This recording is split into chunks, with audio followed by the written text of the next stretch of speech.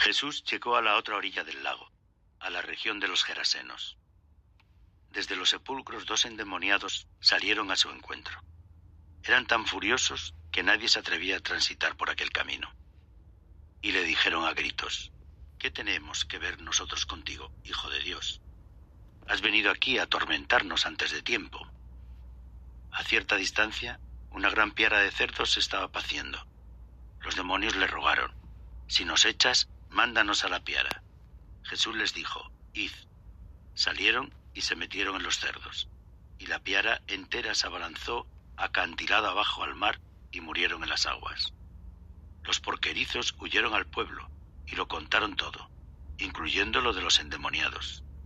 Entonces el pueblo entero salió donde estaba Jesús y al verlo le rogaron que se marchara de su país.